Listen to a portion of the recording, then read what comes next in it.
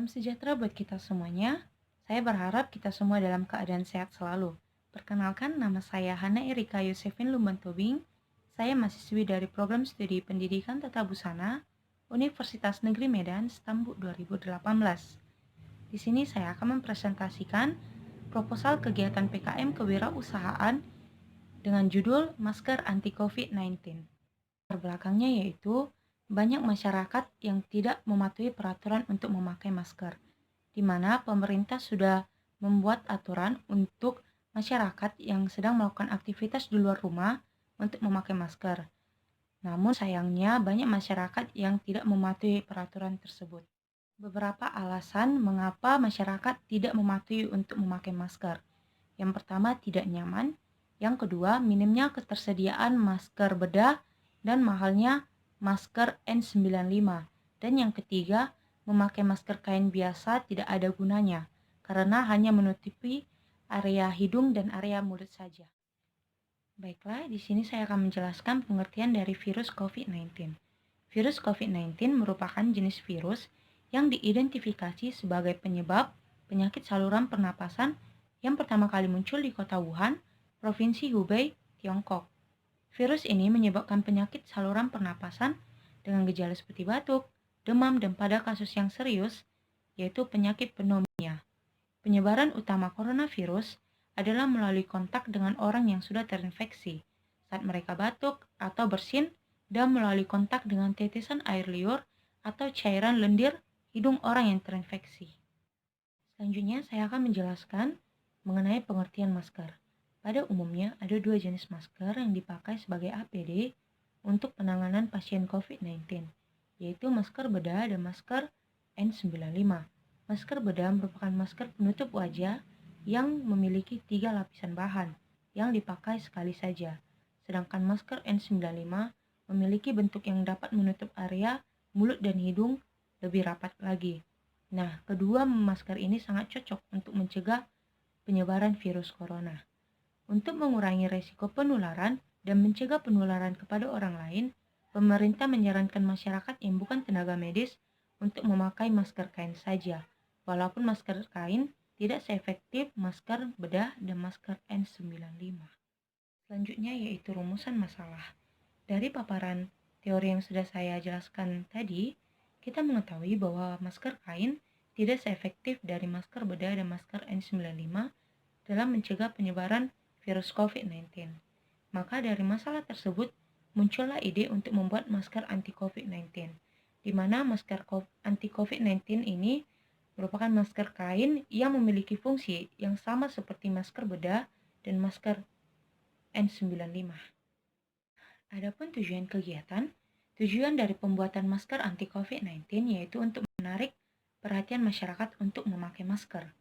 Tidak hanya sekedar masker kain biasa saja, tetapi berguna untuk melindungi seluruh bagian wajah atau face shield. Luaran yang diharapkan dari usaha ini adalah berupa produk masker pelindung wajah atau face shield yang berguna untuk melindungi diri dari virus COVID-19. Masker ini dibuat dari bahan yang sesuai dengan standar kesehatan WHO dan memakai model masker yang up to date sehingga dapat menarik perhatian masyarakat untuk memakai masker. Sasaran konsumen untuk produk ini yaitu masyarakat umum, terdiri dari anak-anak, dewasa, dan masyarakat lanjut usia atau lansia. Metode pelaksanaan, adapun alat dan bahannya yaitu yang pertama alat, mesin jahit, gunting, meteran, pensil, penggaris, jarum mesin, jarum tangan, dan setrikaan. Dan untuk bahan, ada kain anti air, kain lapis masker, kain katun, kain mika, dan karet masker. Berikut adalah proses pembuatan masker anti COVID-19. Yang pertama, mendesain model masker. Yang kedua, membuat pola masker. Ketiga, menyiapkan alat dan bahan. 4. Mulai melaksanakan pembuatan produk dan pengemasan produk. Kelima, finishing dan pengecekan akhir produk.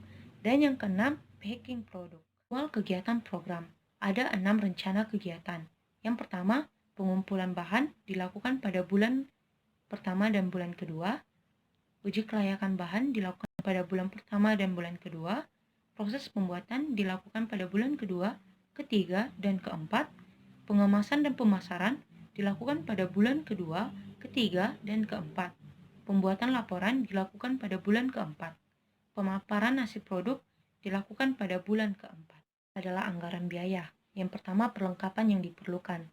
Gunting kain sebanyak 3 buah 125.000, kapur jahit sebanyak 3 biji 15.000, pensil sebanyak 3 biji 9.000, kertas pola sebanyak 5 lembar 25.000, meteran sebanyak 3 biji 18.000, induk skoci dan anak skoci 3 sepasang 45.000, jarum mesin sebanyak 6 bungkus 72.000, jarum tangan sebanyak 6 bungkus 36.000, kancing tip sebanyak 30 papan 90.000, karet masker sebanyak 2 roll 240.000, benang sebanyak 10 tukul 30.000. Totalnya Rp705.000. Yang kedua, biaya bahan habis pakai. Kain anti air sebanyak 70 meter Rp1.750.000. Kain lapis masker sebanyak 50 meter Rp1.000.000. Kain katun 70 meter Rp2.100.000. Kain mika 60 meter Rp1.320.000. Lain-lain 3 Rp105.000, sehingga totalnya Rp6.275.000. Juga biaya perjalanan. Keperluan pembelian bahan sebanyak 2 orang 40.000. Keperluan uji coba kampus ke lokasi uji coba PP sebanyak 3 orang Rp90.000. Untuk perjalanan luar kota tidak ada. Akomodasi per hari sebanyak 2 orang Rp600.000. Uang makan tim sebanyak 2 Rp150.000. Totalnya Rp880.000. Selanjutnya biaya keempat atau biaya lain-lain. Biaya sewa tempat selama 3 bulan Rp1.500.000. Paket berlangganan internet per bulan sebanyak 2 orang Rp300.000. Biaya pemakaian pulsa sebanyak 3 orang Rp150.000. Biaya print laporan dan menjilid 50 lembar Rp100.000. Biaya jasa servis mesin jahit sebanyak 3 mesin jahit Rp225.000.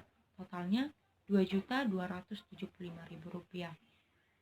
Total biaya pertama tambah biaya kedua ditambah biaya ketiga ditambah biaya keempat adalah Rp10.135.000.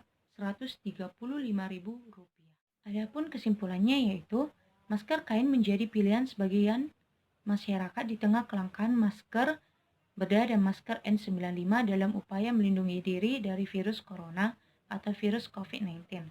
Penggunaan masker kain kurang efektif dalam mencegah penularan virus COVID-19 dan hanya bisa dipakai sebagai alternatif terakhir.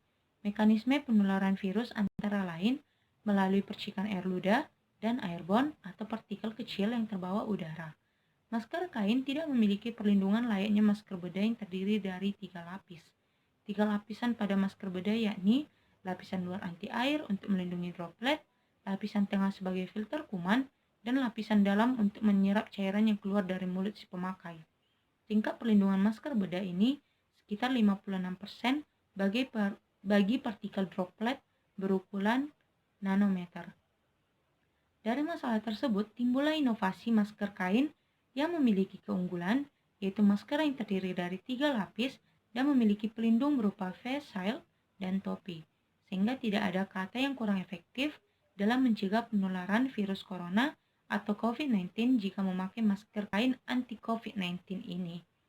Baiklah, sekian presentasi dari saya. Semoga bermanfaat dan semoga kita sehat selalu.